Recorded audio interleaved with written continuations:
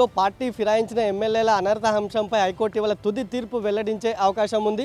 Assembly ఎన్నికల తర్వాత BRS ఎమ్మెల్యేలు దానం నాగేందర్, కడియం శ్రీహరి, తెల్లం వెంకట్రావులు అధికార కాంగ్రెస్ పార్టీలో చేరారు. అయితే బీఆర్ఎస్ బీఫామ్ మీద గెలిచిన వీరిపై అనర్హత వేయాలంటూ బీఆర్ఎస్ ఎమ్మెల్యేలు కౌశిక్ రెడ్డి, కేపీ వివేకానంద హైకోర్టును ఆశ్రయించారు.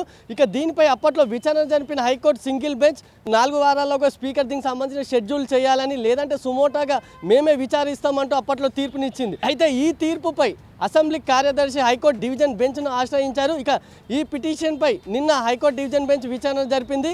ఈ సందర్భంగా అసెంబ్లీ కార్యదర్శి తరపున ఏజీ కీలక వాదనలు వినిపించారు. స్పీకర్ను అనర్హత వేయాలంటూ స్పీకర్ను ఆదేశించే అధికారం కోర్టులకు లేదని ఏజీ వాదించారు. స్పీకర్ ఎదుట పిటిషన్లు విచారణ లిస్ట్ కాకముందే హైకోర్టులు జోక్యం చేసుకోవడం కరెక్ట్ కాదంటూ ఆయన వాదనలు వినిపించారు. ఇక బీఆర్ఎస్ ఎమ్మెల్యేలు దురుద్దేశంతో హైకోర్టును ఆశ్రయించాయని, వారి పిటిషన్ చెల్లదని, వారి పిటిషన్ వెంటనే కొట్టేయాలంటూ కూడా ఏజీ వాదించారు.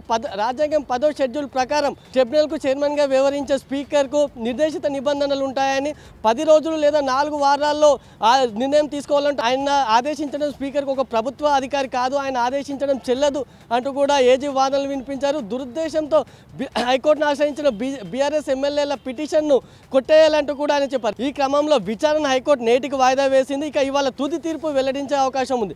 ఈ క్రమంలో బీఆర్ఎస్లో నుంచి కాంగ్రెస్లో చేరిన ఎమ్మెల్యేలకు అనుకూలంగా తీర్పు వస్తుందా, లేదంటే ప్రతికూలంగా వస్తుందా అనేది ఉత్కంఠంగా మారింది.